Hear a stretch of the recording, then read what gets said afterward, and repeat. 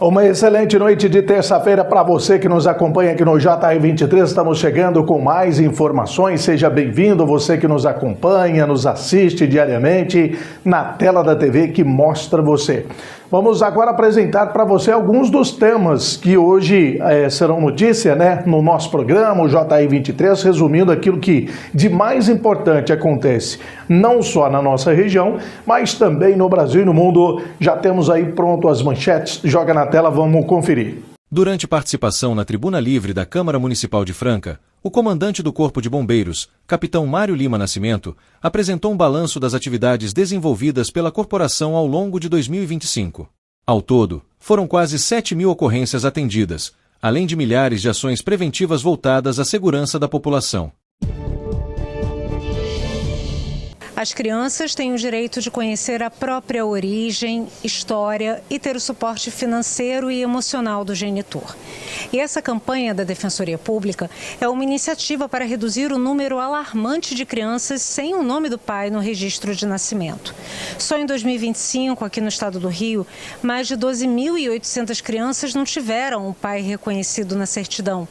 No país, foram mais de 170.000 crianças, o que representa quase 7% dos nascimentos registrados no país, de acordo com os dados do Portal da Transparência do Registro Civil.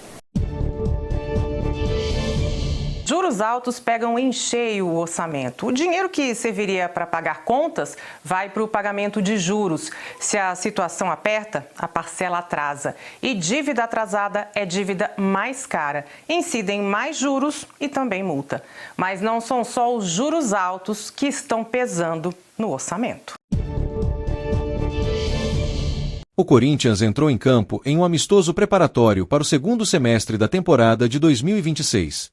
O alvinegro do Parque São Jorge encarou o Cascavel como adversário no Estádio Municipal Arnaldo Busato, no Paraná. É isso aí, temas importantes. Tem também novidades da Copa do Mundo, seleções que anunciam novos treinadores, tem novidade em relação à seleção brasileira, tem também, é claro, a retomada do Brasileirão, que já anima os torcedores com a volta aí do campeonato realmente muito disputado nesse ano de 2026. Intervalo rápido e a gente volta já já. O maior perigo da sua casa pode estar onde você nem imagina. Fique atento com o mosquito da dengue. 80% dos criadouros estão nas residências. O governo do estado de São Paulo já está fazendo a sua parte. Faça a sua também. Elimine a água parada.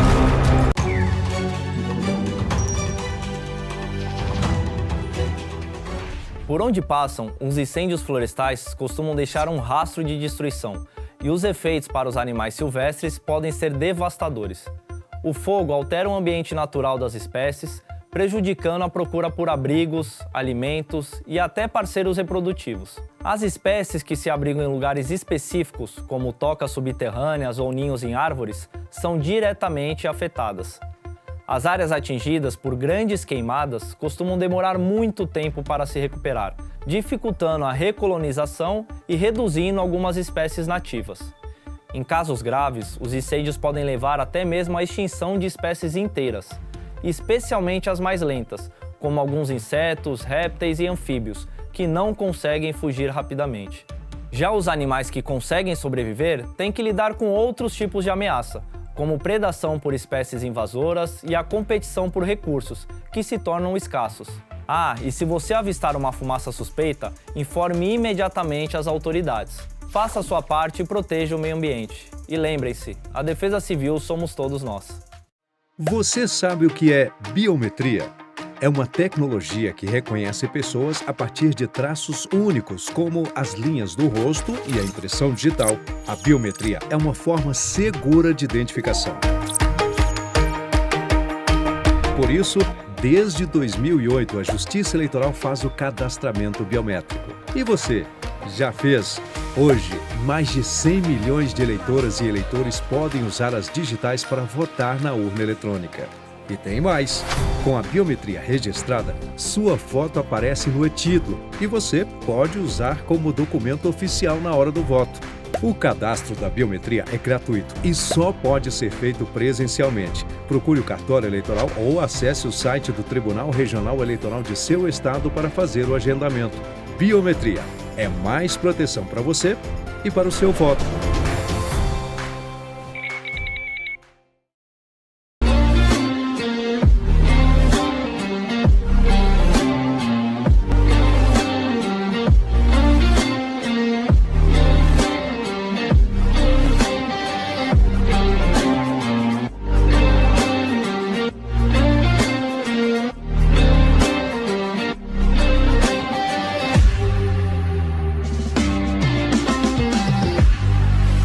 Uma nova opção, dinâmico e diversificado, uma multiplataforma em serviço da informação, notícias, entretenimento e variedade. O que você precisa saber para começar o dia, na velocidade do tempo, a informação que vai de encontro com seu interesse. www.portaldefranca.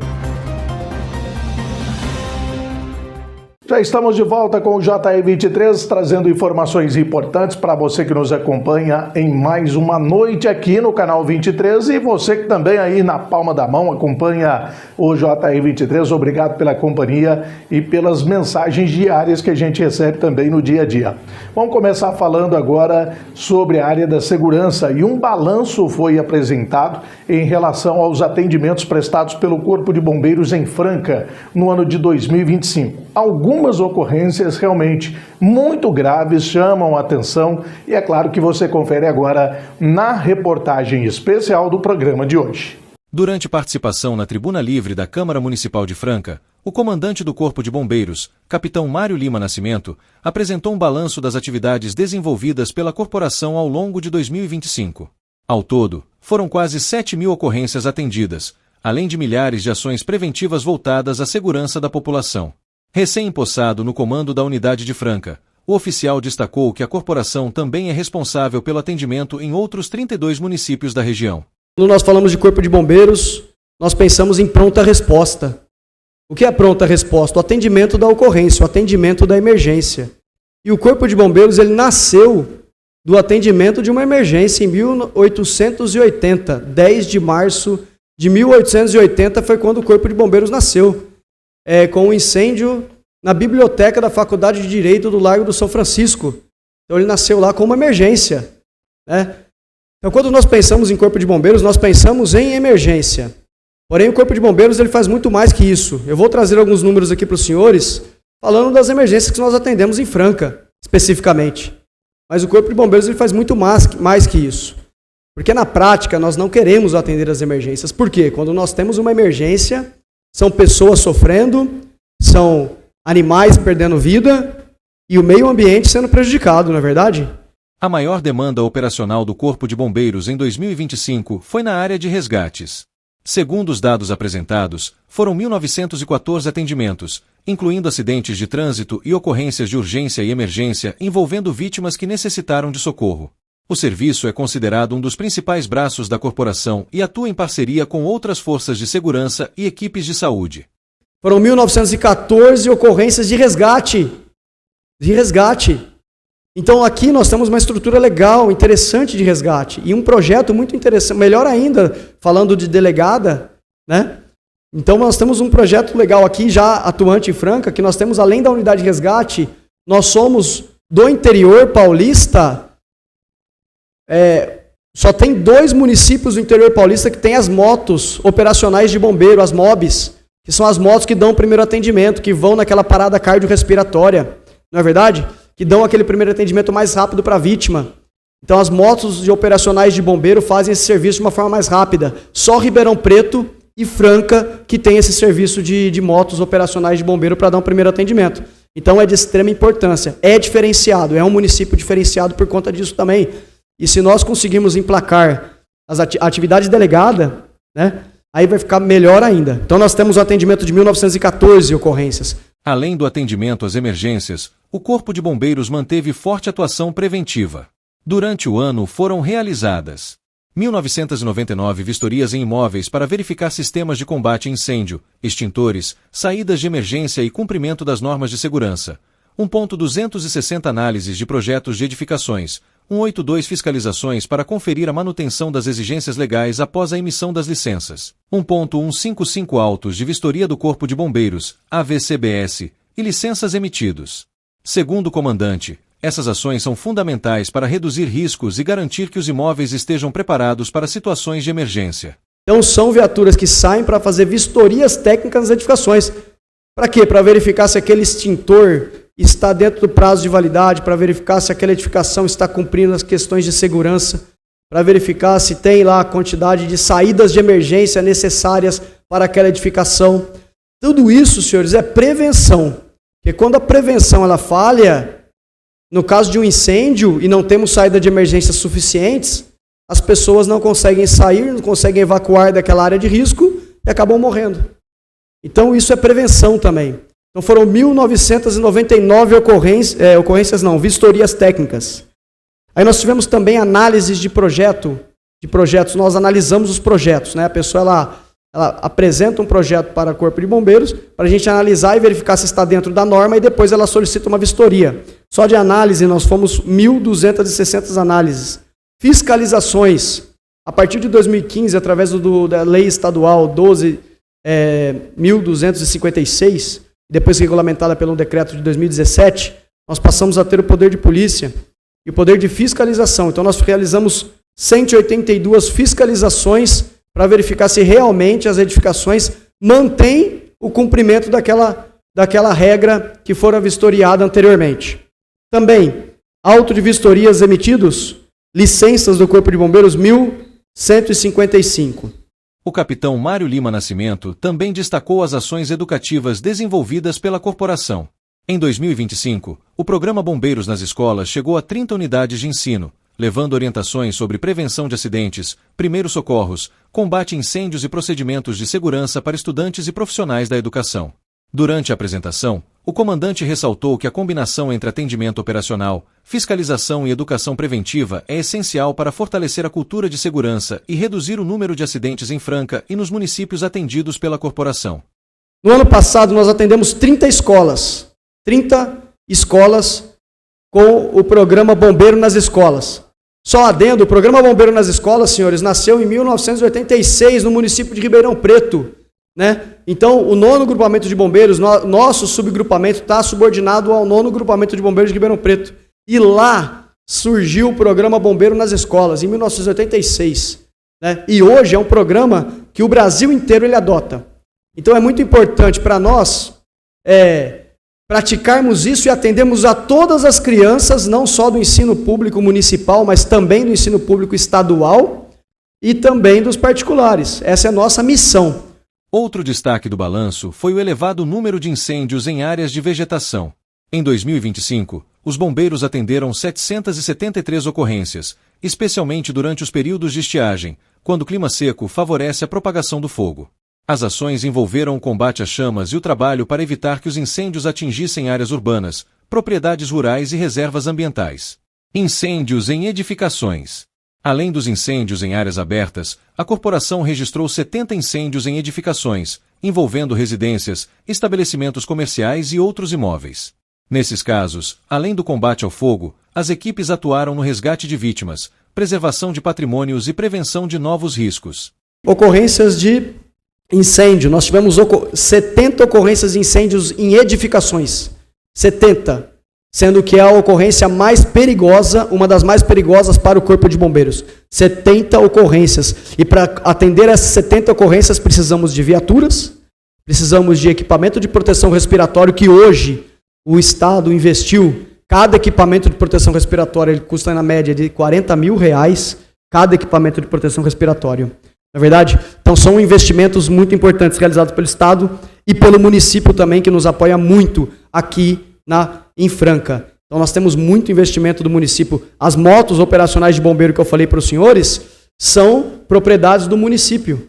Então o município que nos forneceu as motos operacionais de bombeiro para a gente dar um atendimento rápido àquela pessoa que está precisando do Corpo de Bombeiros. Né? Incêndio de vegetação, que tanto nos assola, foram 763 ocorrências de incêndio de vegetação. E eu rogo um apelo à comunidade. A maioria dos incêndios em vegetação que nós temos são causados pelo homem. São causados pelo ser humano, homem ou mulher. São causados pelo ser humano. Então, de forma dolosa ou culposa, ele teve vontade ou ele agiu com negligência. Então, eu peço, não ateiem fogo em vegetação, quer seja para limpar o seu terreno. Esse fogo pode bater um vento, voar para uma mata e pegar fogo na mata inteira e perdemos grande massa. Intervalo rapidinho, na sequência tem mais notícias aqui no JR 23 para você que nos acompanha diariamente. É só ficar ligado. Ô, Sô, você está acostumado a me ver aqui contando uns caos, umas piadas, fazendo o povo rir, né? Pois então, mas hoje aqui a prosa é séria. O Hospital do Câncer de Franca é um lugar onde a coisa é pra valer mesmo. Lá é sério. Lá eles tratam de câncer de bebê, de jovem, de adulto e de idoso. Como nós falamos na roça, de uma mana caducando. Eles acolhem todo mundo. E é por isso que eu tô aqui, pra modo de pedir a sua ajuda. Vamos ajudar o Hospital do Câncer de Franca e cuidar de quem precisa, senhor. Então, meu povo, bora doar, que ajudar é coisa séria, mas não precisa ser sem graça também, né? Bora fazer esse bem acontecer, mexer o doce para não azedar, bora pra riba que pra baixo é contramão. Então partiu ajudar o Hospital do Câncer de Franca. Seja um parceiro do bem, senhor, porque ajudar é sempre uma coisa boa. Né não? Acontecido.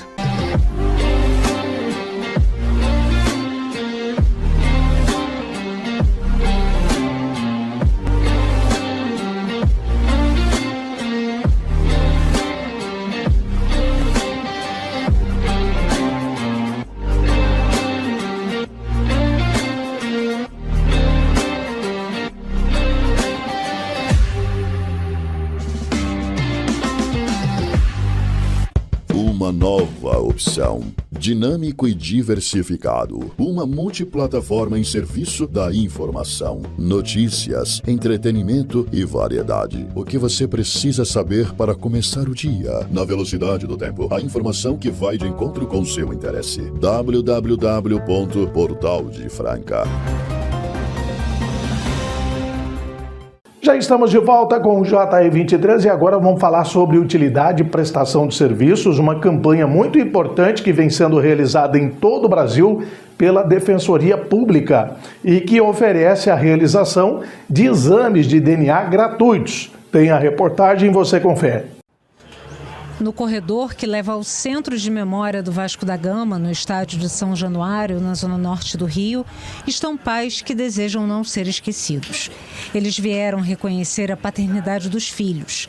Esta jovem de 23 anos, mãe de um bebê de 9 meses, veio com o pai da criança para fazer o teste de DNA. Foi um relacionamento casual, a gente não era casado nem nada. E aí ficou naquela dúvida. Aí depois que nasceu, ele veio para poder fazer o exame, já retornou para cá, porque ele já mora aqui, né? Já tinha ido trabalhar e voltou. E ele, sim, está interessado em ser o pai e fazer o papel dele, né? Há também aqueles que sempre estiveram na vida dos filhos, mas não puderam registrá-los. É o caso do Ícaro. Quando a filha de 9 anos nasceu, a mãe vivia em outro estado e ele não pôde ir ao cartório. Na época eu estava desempregado e não consegui ir até São Paulo para fazer esse registro. Então os cartórios eles não conseguiram entrar em contrato entre si, né, para fazer esse registro e fazer uma nova certidão dela com o meu nome. E hoje, graças a Deus, eu consegui fazer esse registro com ela, fazendo o exame de DNA e acredito que vai dar tudo certo. Há 3 anos, a Defensoria Pública do Estado do Rio organiza a campanha Meu Pai Tem Nome, que oferece exames de DNA gratuitos e orientação jurídica para mães e pais que desejam reconhecer os filhos. As crianças têm o direito de conhecer a própria origem, história e ter o suporte financeiro e emocional do genitor. E essa campanha da Defensoria Pública é uma iniciativa para reduzir o número alarmante de crianças sem o nome do pai no registro de nascimento. Só em 2025, aqui no estado do Rio, mais de 12.800 crianças não tiveram um pai reconhecido na certidão. No país, foram mais de 170 mil crianças, o que representa quase 7% dos nascimentos registrados no país, de acordo com os dados do Portal da Transparência do Registro Civil. O Brasil tem um número assustador de 1,5 milhão de crianças sem o registro paterno na sua certidão de nascimento. Isso causa uma ausência de proteção, não só afetiva, como material também. A ação é uma iniciativa das defensorias públicas estaduais, que tem cronograma próprio. Aqui no Rio, os exames ficarão prontos no dia 15 de agosto.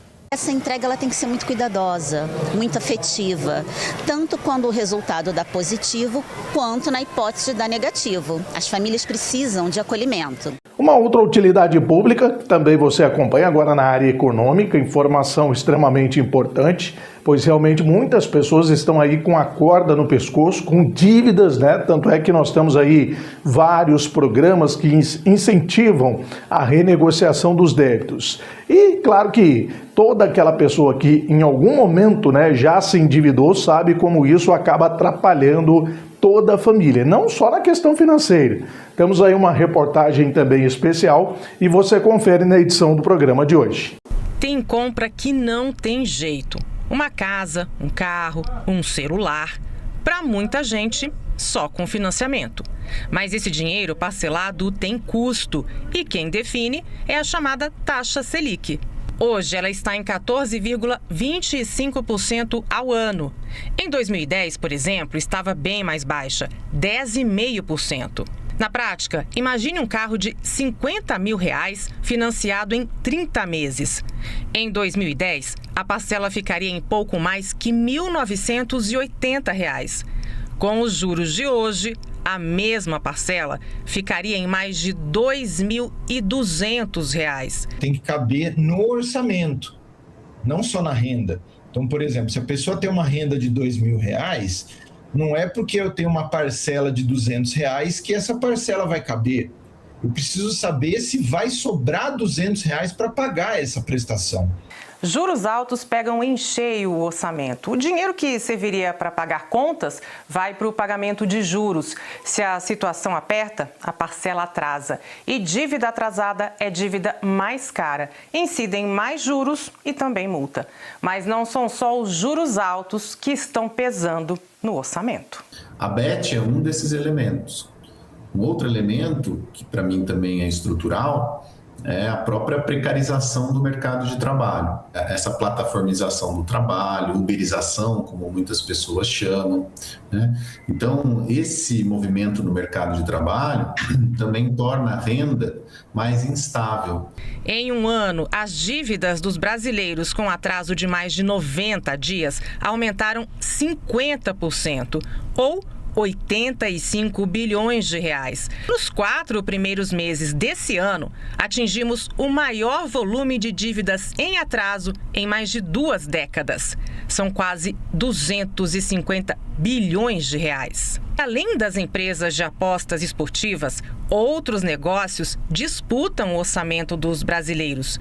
Os bancos digitais, por exemplo, eles cresceram no Brasil oferecendo crédito fácil a juros altos. É importante que o governo revise essa regulação, né, uma regulação bancária, principalmente para os bancos digitais, para as modalidades de crédito que são mais perigosas para as famílias, né, como o cartão de crédito, né, o crédito ao cartão de crédito.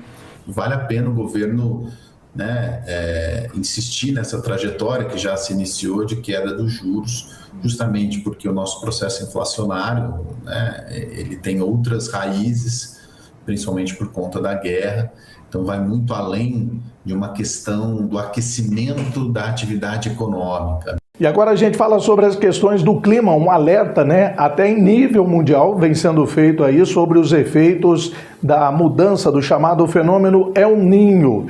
Aliás, os especialistas têm reforçado os alertas, já que as mudanças climáticas podem ser ainda mais severas. Em menos de um mês, a previsão de um super El Niño subiu de 63% para 81%. Isso porque a interação entre o oceano mais quente e a atmosfera ficou mais evidente.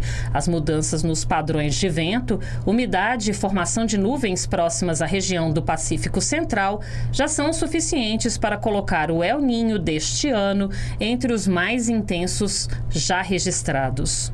Os cientistas preveem que o fenômeno também deve atingir seu pico antes do previsto anteriormente, chegando ao nível mais extremo entre outubro e dezembro deste ano, e deve durar ao menos até o início do outono, em abril do ano que vem.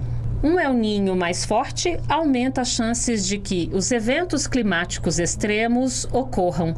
No Brasil, o fenômeno é responsável por aumentar as chuvas na região sul, intensificar a estiagem no norte e gerar ondas intensas de calor no centro-oeste e sudeste. Com essa nova previsão, é possível também que o país enfrente um verão extremamente quente este ano. Nos últimos anos, os eventos de El Niño estiveram associados aos recordes de calor pelo mundo. Em 2024, quando o fenômeno foi considerado moderado, o mundo registrou o ano mais quente da história. Intervalo rapidinho, na sequência, as informações do mundo da bola. Tem Campeonato Brasileiro, novidades da seleção e também da Copa do Mundo. Mais uma vez, o Hexa vai ter que esperar. Escuta isso. Esse é um chamado.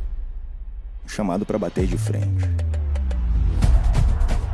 De 4 em 4 anos, o país inteiro vibra na mesma emoção. Daqui de dentro, eu já vi isso acontecer. Ano de Copa também é nosso ano. Porque nunca existiu Copa sem a nossa camisa. Nós somos herdeiros do maior reinado que o futebol já viu. E torcer é o nosso legado. Às vezes bate o medo, bate a dúvida, bate a insegurança. E a gente segue, faz meme, diz que é só futebol. Mas não é. Porque quando isso bate, bate onde dói. Então é quando dizem que acabou, que o futebol morreu, que não é mais como antigamente. Mas daqui de dentro, eu já vi isso acontecer antes. E eu já vi a gente dar a volta por cima. Porque na vida no futebol, o brasileiro sempre bate de frente.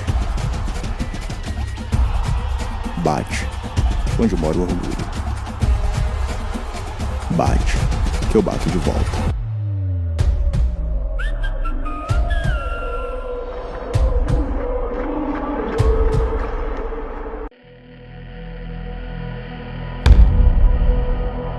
Minha terra tem basquete, tem história e tem chuá. As vozes daqui vibram como em nenhum outro lugar. O basquete mudou minha vida.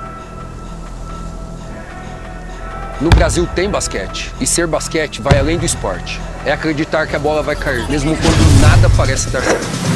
O Brasil é gigante, diverso. A gente se reconhece no plural. Mas o que temos em comum? O brasileiro é o corre. A gente vai atrás, cria caminhos dentro do impossível, se adapta, faz festa enquanto se supera. Minha terra tem basquete. Tem basquete pra caramba. O brasileiro é criativo, inovador, autêntico, orgânico. A mudança de direção, o ritmo, o suor, a dança, a energia. A gente sua a camisa, a gente ganha, a gente perde, mas a gente brinca, se diverte, a gente dança, a gente vibra, a gente cai, levanta, dá o sangue e celebra as conquistas. Esse é o nosso jeito. Nossa terra tem basquete. Nossa terra tem basquete e aqui é meu lugar. Você pode dar o sangue por você? Você pode dar o sangue pelos seus sonhos? Pela sua família, por uma causa? Você pode. Comece hoje e faça disso um hábito.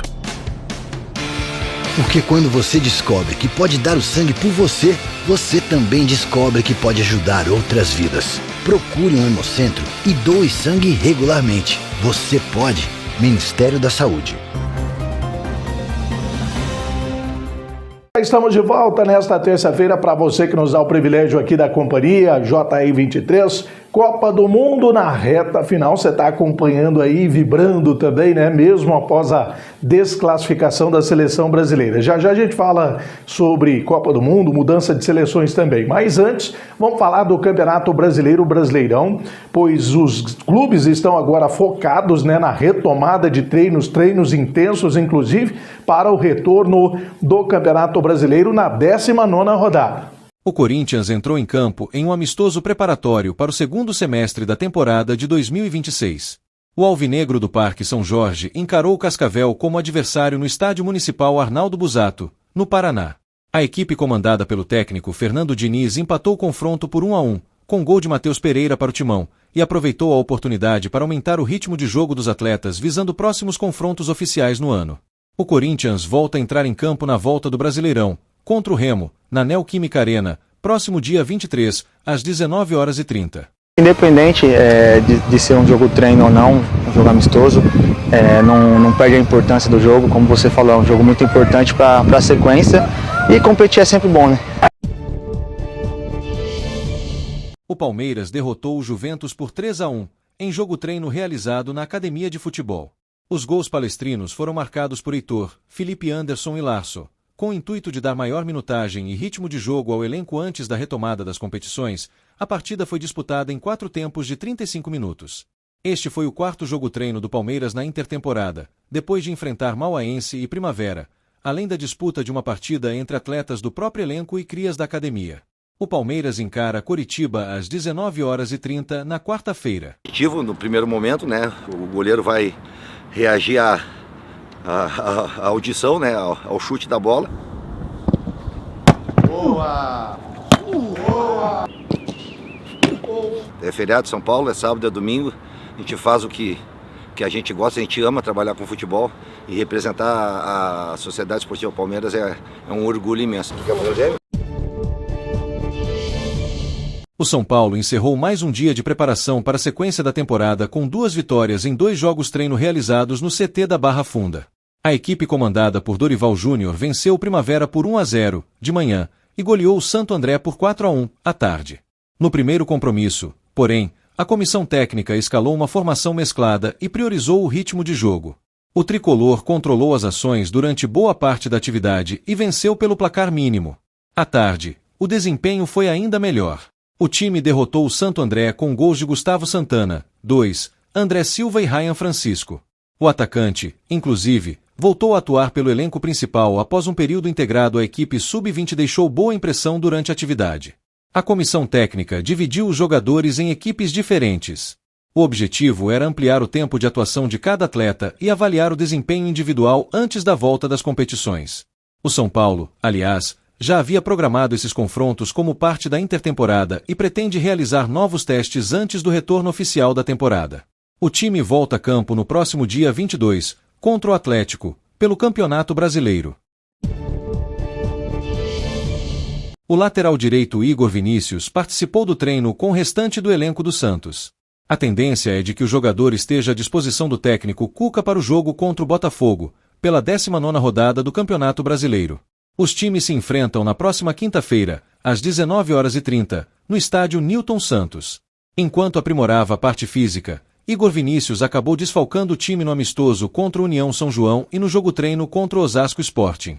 Já o meia Gabriel Bontempo segue evoluindo de um incômodo na região do pubis.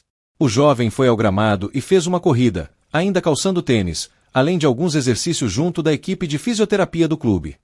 Ainda falando do Brasileirão, nós temos aí os jogos já agendados e você confere não só a rodada 19ª, como também a classificação, né? Já que ficamos aí semanas curtindo a Copa do Mundo e o Campeonato Brasileiro para refrescar a memória do torcedor, a posição que o seu time está. Após uma paralisação de 51 dias em razão da Copa do Mundo de 2026, o Campeonato Brasileiro da Série A será retomado nesta semana com a disputa da 19ª rodada, a última do primeiro turno da competição. A volta dos jogos marca o reinício da briga pelo título, pelas vagas em competições internacionais e contra o rebaixamento. O líder é o Palmeiras, que soma 41 pontos em 18 partidas, com campanha de 12 vitórias, 5 empates e apenas uma derrota, além do melhor saldo de gols da competição, mais 17. Na sequência aparecem Flamengo, com 34 pontos, e Fluminense, com 31. A disputa pelo G6 segue bastante equilibrada. Atlético Paraná, 30. Red Bull Bragantino, 29. Bahia, 26. Coritiba, 26. São Paulo, 25. Atlético Mineiro, 24. Corinthians, 24. E Cruzeiro, 24. Permanecem próximos na tabela e seguem na disputa pelas primeiras posições. Na parte intermediária aparecem Botafogo e Vitória, ambos com 22 pontos, seguidos por Internacional, Santos e Grêmio, que somam 21 pontos cada. O Vasco abre a zona de rebaixamento com 20 pontos, enquanto Remo, 18, Mirassol, 16 e Chapecoense, 9, completam as 4 últimas colocações. Jogos da 19ª rodada. A rodada começa na quinta-feira, 16, com 2 confrontos às 19h30. Vitória e Vasco. Botafogo e Santos. Na sexta-feira, 17, às 20h. Mirassol e Grêmio. Fluminense e Red Bull Bragantino. Na terça-feira, 21, às 19h30. Atlético Mineiro e Bahia. Na quarta-feira, 22. Coritiba e Palmeiras, 19h30. São Paulo e Atlético Paraná, 21h30. Chapecoense e Flamengo, 21h30. Internacional e Cruzeiro, 21h30. A rodada será encerrada na quinta-feira, 23, às 19h30, com Corinthians e Remo. Classificação após 18 rodadas. Palmeiras, 41 pontos. Flamengo, 34. Fluminense, 31. Atlético PR, 30. Red Bull Bragantino, 29. Bahia, 26. Coritiba, 26. São Paulo, 25. Atlético Mineiro, 24. Corinthians, 24. Cruzeiro, 24. Botafogo, 22.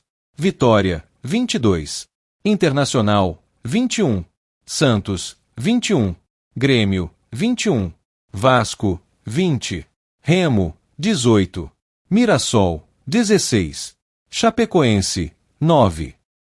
E agora sim, vamos falar também de Copa do Mundo e mudanças nas seleções aí pelo mundo. A Alemanha, não foi só o Brasil, né, que foi desclassificado. Grandes seleções também ficaram pelo caminho no Mundial de 2026. Como, por exemplo, a Alemanha, que já anuncia também um novo comando, Portugal e a seleção brasileira, que mantém o foco, já tem inclusive amistosos agendados ainda para esse ano.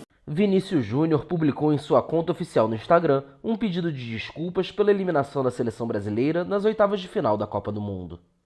O atacante destacou a enorme frustração causada pela derrota por 2-1 para a Noruega e prometeu lutar para levar o Brasil de volta ao topo do mundo.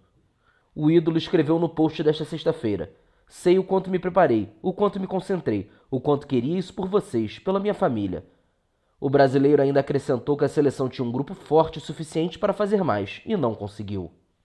Vinícius, de 25 anos, marcou 4 gols e deu uma assistência durante o torneio. Sua mensagem veio acompanhada de uma foto em preto e branco dele mesmo, deitado no gramado, lamentando a derrota da seleção canarinho para a Noruega. O Brasil conquistou o último de seus 5 títulos mundiais em 2002, na Copa da Coreia do Sul e do Japão. O técnico da seleção, Carlo Ancelotti, havia renovado seu contrato até 2030, antes da Copa de 2026. Jorge Jesus foi apresentado nesta sexta-feira como novo treinador da seleção de Portugal. Em sua primeira coletiva de imprensa, o técnico de 71 anos afirmou que seu estilo de jogo não tem absolutamente nada a ver com o estilo de jogo que a seleção portuguesa adotou até agora, e falou sobre suas ambições.